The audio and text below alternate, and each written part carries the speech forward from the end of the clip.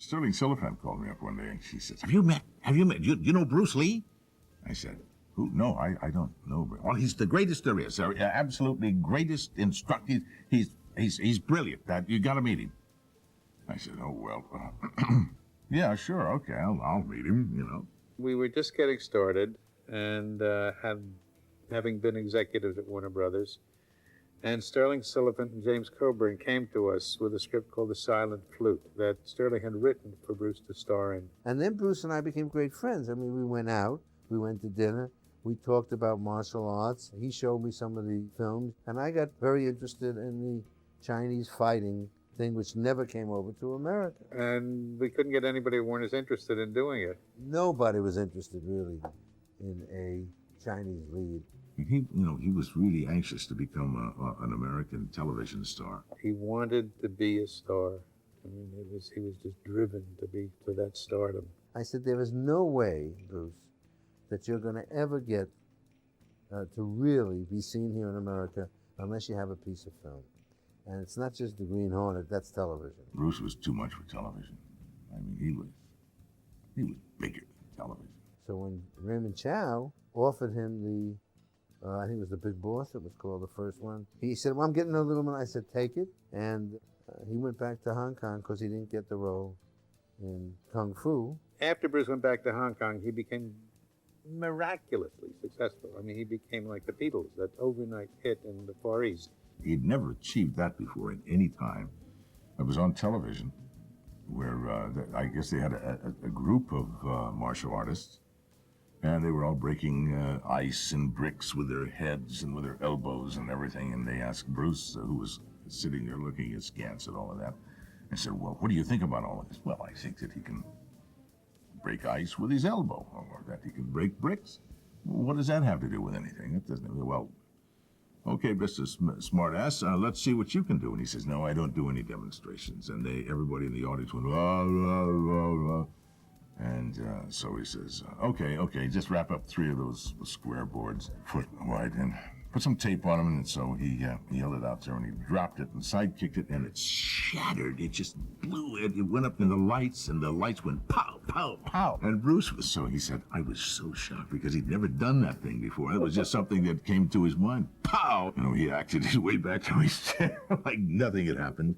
I mean, after that, of course, Run Run Shaw and Raymond Chow and everybody started vying for his attention. Bruce and I spent a lot of time, went out. Bruce was interested in the project, there was no question. Raymond, on the other hand, was soft. And why was Raymond soft? Because he was making so much money on the pictures, he still wanted to have complete control and everything. So Raymond said, well, it's a shame it's not going to work. So we'll have dinner tonight.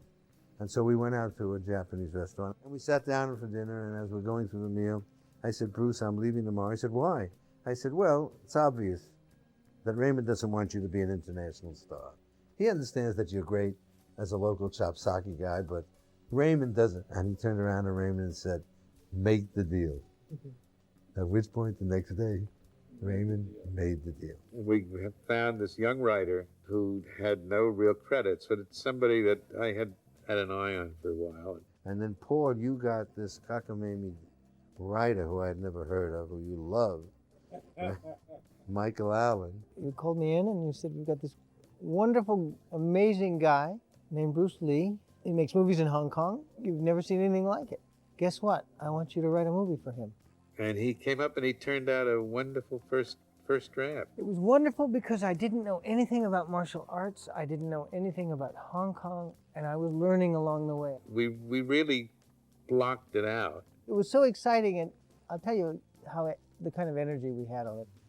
We did the first draft of the screenplay in 3 weeks, which is unheard of. It happened so quickly because I think that Bruce was getting so hot. And he'd gone back to Hong Kong, I think, in '71, and virtually in less than a year, he couldn't walk down the street. He was a major Asian star in Hong Kong. He knew that if he kept making Chinese chop sakis, he'd stay in China the rest of his life.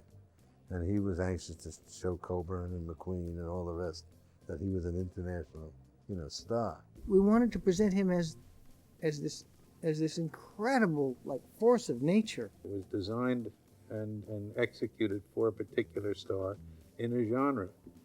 And it had a real purity in that sense. But he needed to be one of three. He needed to be the coolest of three heroes. And we worked very hard, consciously creating an international kind of movie that would present Bruce properly.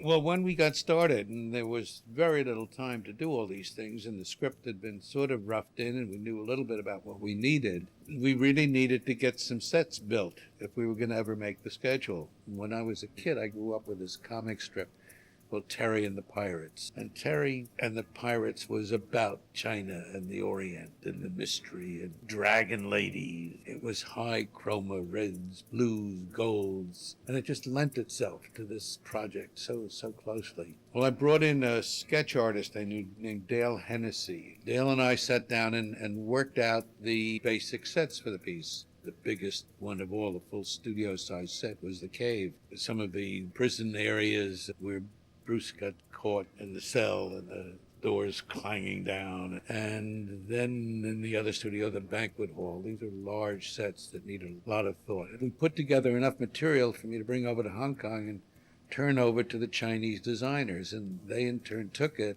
and interpreted it, and I think did an outstanding job. I think what Bob Clouse, the director, and I tried to do was to take the magical element of Hong Kong and bring a photographic style to that. Sometimes you'd look down a hallway and not see anybody until they came into the light. And I remember Bob was very insistent that he wanted it to be absolute black and then come into the light. And lighting-wise, that's kind of a challenge. Rather than light the whole cave, we use pools of lighting to try to make it very dramatic. We use smoke to sort of haze it out. Bob did this very neat shot from up above, and looking at it, it was kind of blah. There's just a bunch of people walking around on there. So someone had the idea to get like 100 bird cages. So we'd shoot through the bird cages, so you couldn't really see what was going on. You didn't really know who these people were, what was going to happen. So what we try to do, lighting-wise, is to add to that, to make it dramatic, to make it exotic. Freddie and I talked about this at length, and the big problem is, how do you have a film loaded with action in a contemporary situation where the hero has no guns? And the villain creates the hero. You need a really sensational. I wanted Han to be the devil, but the devil who believed in something and was dedicated, which is the worst kind of villain. We put into work an idea, which we cleared with Dick Marr at first, of Hans Island. Hans Island never really existed. I mean, we needed to establish an island in the film. One of the actors was a pilot. We took off in his little single-engine plane, took the door off, I got my camera out, and we started taking pictures of islands, took pictures of mansions, and put them all together into one composite photograph that became the Hans Island of the film. The pilot of the plane was Roy Chow, who played the monk in the monastery at the opening. And by the way, we shot that on a tennis court. Well, we found a series of step tennis courts that were just marvelous. But nobody notices. If you look closely in the film, you'll notice the lines on the greenery. We had to paint them all over with green. I mean, they don't look like tennis courts. They look like fields where a man like Han would be working with his army of martial artists. I was used to crews from Hollywood that were very experienced. And so the crew was like the equipment taking a step back in time. The lab we used for developing the film was the filthiest place I've ever seen. Cobwebs hanging, dust inches thick. How we got a film that looks like the film we got out of there, I will never know. And the tools for lighting were very simple. In Hollywood, you had a lot of tools to control light. And over there, I think we had window screen, black paper, rope, and clothespins. I think the most difficult part of it was that we had come up with a very ambitious film, and we worked very hard to pull it off. The whole electrical crew didn't speak any English, and so I tried to get a communication going there. When we started, all we had was Chinese crews. So I got about 10 words of Chinese and wrote them on a little card, you know, like turn the light on, turn the light off. The whole process was slower than we had hoped for. I mean, the biggest problem was communication. Obviously, my Chinese wasn't very accurate because most of the times when I would say something, they just thought it was the funniest thing in the world. As we went along, we learned about the crew, they learned about us, and we came up with a very positive way of making things work. But we had a very good time, and they were very hardworking. And once we actually started doing things where we would turn a light on and I would go over and show them what we wanted, they were very accommodating. The skill of the Chinese craftsmen working at things that they knew how to do was just outstanding. Bob had an idea for the island when we came there to sort of fill up the frame with a lot of flags. So we had some flags made, and then we needed some flagpoles. Well, there weren't any. So we had them made.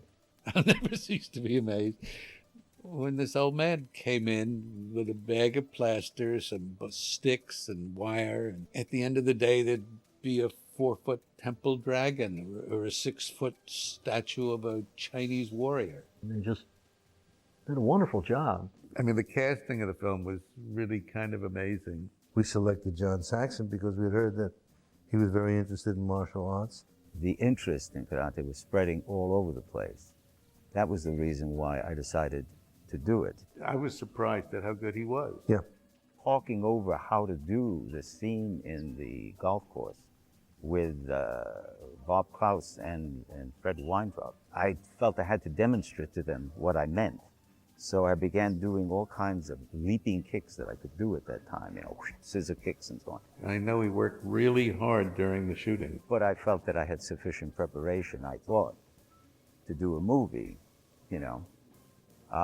I was a little overestimation. And I think when he got to Hong Kong, he really saw these guys working, and he was working every day. It was, I think, about 8 days of continuous fight scene stuff. I got to tell you, but after those 8 days, I had had enough of doing the karate movie. I didn't want to do any more of these fight scenes. I thought, come on, give me back to something that is a drama, that is an internal thing, an emotional sort of situation. I was glad it was over in those 8 days, yeah. Bruce had a lot to say. He had a lot of recommendations in terms of the martial artists, and we kind of deferred to him in the final choice, right, because he'd be the one to work with them in their martial arts areas. He had worked with most of these guys in America. Bob knew Bruce, I guess, from competition. Bruce's and my relationship was slow in developing. In a way, we kind of had a tease each other, almost to say smart aleck things to each other, kind of a relationship for quite a while. There's no question there was a competitiveness there. In the shooting of the film, when that accident with the broken glass happened, it got way blown out of proportion. We shot that scene several times, 8 times to be exact, the particular scene with the broken bottles. The problem was, believe it or not, a very simple thing. They didn't have breakaway glass in Hong Kong at that time. And then, you know, rumors feed on themselves. They don't have to have a lot of substance. They used regular glass in all their movies. And so each time we'd shoot the scene, I'd have to break the real bottles. And Bruce instructed me to take the jagged edge of my right hand, which I had one in each hand, but lunge with the right hand at his right pet. And Bruce's words were, come at me as fast as you can. And Bruce insisted that the action be so realistic. And he wanted to get it perfect. Everything had to be perfect with Bruce. It was a fraction of an inch, and Bruce got cut. And it was lightning fast. I mean, I just lunged as fast as I could, and whack, it was over. And Bruce had his right hand up, and he started to spin. And as he spun, he jammed his fist into the glass. Now, it truly was an accident. Truly an accident. We were both there on the set. I saw it. You know, I told him how sorry I was that I was involved. He said, it's not your fault. Just one of those things that happened. One of the most interesting things about the selection of the actors was how we finally got Jim Kelly. It was really a last-minute thing, because what had happened is we had another actor signed on to do it. 2 days before we were ready to leave, this martial artist actor decided he wasn't going to go. And so we had to find somebody else. We went to the studio and saw Jim working, down yeah. in Crenshaw, I think it was. Yeah.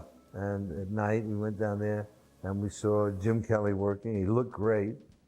And 2 days later, He was on the he plane. was on the plane. You know what was going on, and it was fast. One of my most favorite players was Angela Mao, who played Bruce's sister.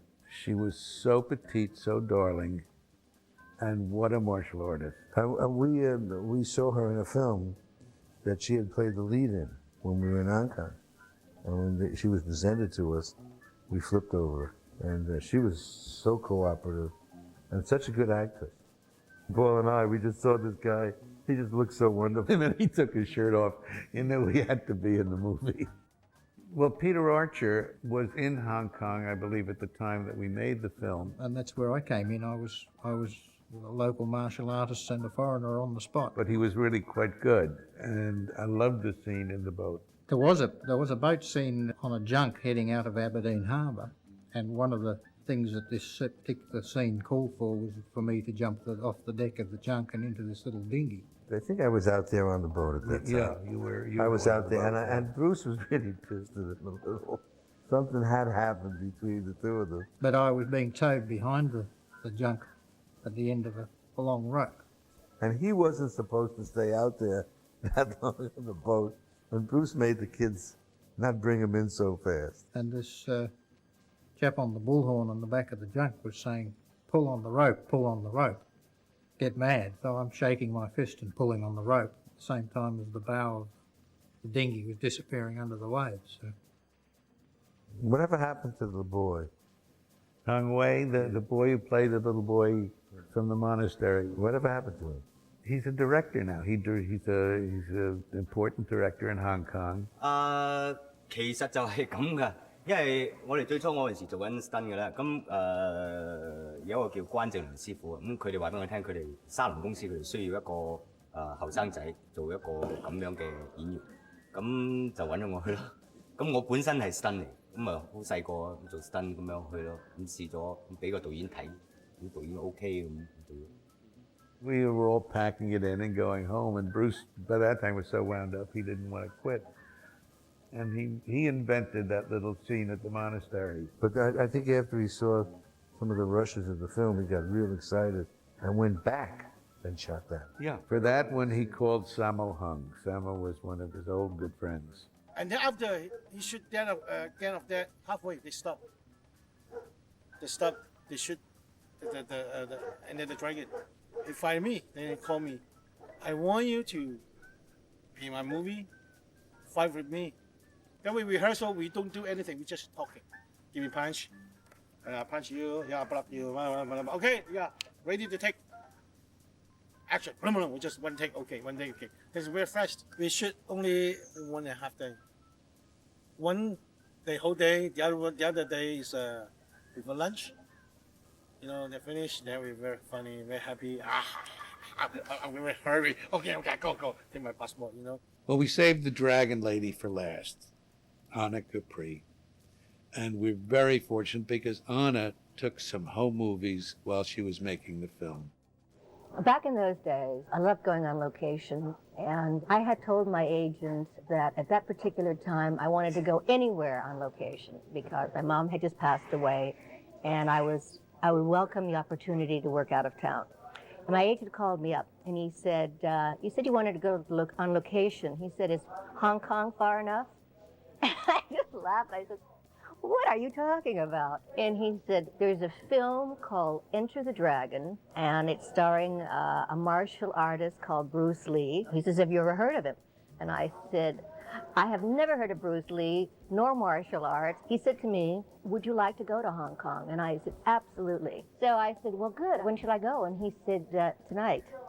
I said, no way. And I said, well, what's the part? He says, I don't have a frigging idea. But he says, you know, they'll send you the script, packer, and the luggage. Just get on that plane. I somehow miraculously was on that plane going to Hong Kong that night at midnight. China Airlines.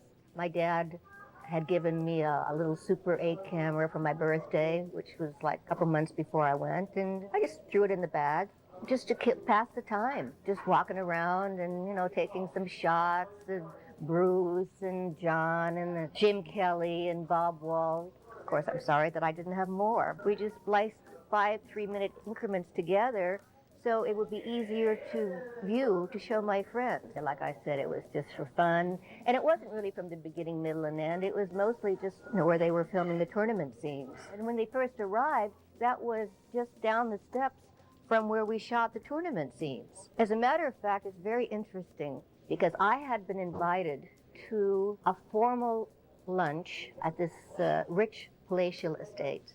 It was on a Sunday afternoon, and I went, and the lunch was basically held on a boat, which was down the steps from this palace. I noticed that these yellow flags were flapping in the wind. I asked our host, I said, what are all those yellow flags doing there? And he said to me, tomorrow, some movie company is going to start shooting here for the next 2 to 3 weeks, and it's a film starring Bruce Lee. And I said, I can't believe that. I said, I'm the leading lady in that role, in that movie. And he said, you're kidding. I said, no. I said, and we're going to start shooting here tomorrow. But it was mysteriously wonderful and beautiful at the same time. I was fascinated with it. I loved Hong Kong. Well, the interesting thing is when we started the film, Bruce was so nervous he didn't want to start. We started shooting the picture, and Bruce did not show up. And what we had heard is that he was nervous, and he was nervous. Meanwhile, we started shooting the movie because I wanted to get going, and we had Warner's money, and the guy from Warner Brothers kept coming. I said, oh, I'm telling you, it's really turning out great. I didn't have a bit of footage on Bruce. Fred, too, was going around the hills of Hong Kong shooting scenics and car rides and everything before we could get Bruce into the studio. And the first scene that he did in the studio, he was so nervous and so physically shaking. We shot the scene where he's sitting down in a chair and they had just sort of turned his head. It's the only action we gave him. And then finally he got it, and I said, Bob, you got to keep going now. And then from then on, Bruce, not only was with it, like everything Bruce did, he became terrific in what he did. Great film coordinator, stunt coordinator. And ultimately what we did in the screenplay was when we came upon an action sequence which was going to be a Bruce Lee kind of showpiece, we would just write in the script choreography to be designed by the director and the star. A lot of Bruce's talent was with working with other actors and choreographing a scene and leading the whole operation, both in what he did and in what happened with other people in the fight. And a lot of it, again, with the director. The director Bob Clouse had a wonderful sense of action, and he really had a wonderful visual eye to what would make a good action scene. When I saw the fight downstairs, when he goes into the caves, I thought when we saw that, the kind of things that Bruce was doing was unusual and different. And he also had great charisma. And you watch the other stunt guys watch Bruce, you begin to understand what happened. Remember Jackie Chan was a stuntman on Enter the Dragon. Everybody began to understand that this was something unusual. And we were starting to get the feel. And being in Hong Kong and seeing the way the people, considered him a hero, you were caught up in it. And when Bruce liked something, when Bruce saw something, he was very inventive. We'd walk through the sets and we built these kind of marvelous sets. And as we'd find something, as he'd see something, he was very, very actually genius at finding a way to incorporate everything within it into his fight sequences. See, what was the great thing is it was also a work in progress.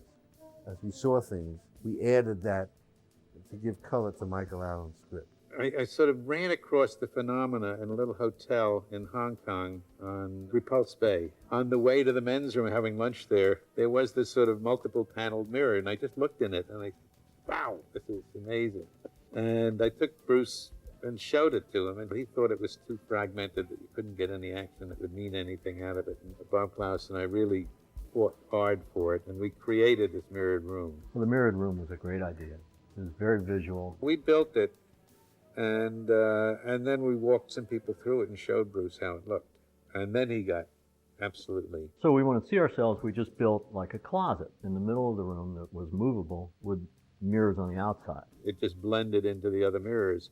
I remember that I would always have to touch, because if I'm looking at something, they might not be there. They might be over there. Each angle was so carefully laid out in terms of where people appeared and mirror images appeared. We'd be doing a shot of Shakin, and all of a sudden Bruce would appear in the back. And of course, that image was maybe 6 reflections. There was no place you could go that any reflection might not be seen. So I found that I could only be in there for a couple hours, and I'd have to go out and sit down and look at a wall in real dimension, because it's like there was a 4th dimension in there. Which was unbelievable to work in. All of a sudden, I get a call from Fred White, one of the producers. Says, Bruce Lee is in town. He wants to have lunch with you. I wanted to meet him, but I didn't know what to talk to him. Well, Lalo had done that marvelous score for Mission Impossible. And then he said, the reason I wanted to meet you is that I practice in my dojo in Hong Kong with the rhythm of your music of Mission Impossible. He had the most unusual instruments. When he found things that we used in Enter the Dragon that hadn't really been used much in orchestration. So I had to invent sounds based on instruments that they are accessible to the studio musicians that would sound like from the Orient. You wanted it to be modern, but to have a little Chinese, but not have a Chinese score. And I accomplished that. That was a great satisfaction. Premiere at Groundman's was exciting and sad at the same moment. Of course, Bruce had passed away by then. Before the opening, we had had a Chinese dragon race down Hollywood Boulevard. Hollywood Boulevard. You Yeah. remember that? One dragon from San Francisco and one dragon from LA. But it was all due to Bruce. I mean, you have to understand, everything emanated from the fact that we caught a star. And I don't mean star, movie star, I mean a comet. A comet, yeah, Yeah. right. And it was a shame that he wasn't there at the opening to see it. The regret that I think we have at this moment is that Bob Clouse isn't here with us anymore to be part of this. Without Bob, I don't think Enter the Dragon would have been the film it is, and certainly would have been nothing without Bruce. Bob had a gentleness and an ability to see what Bruce could do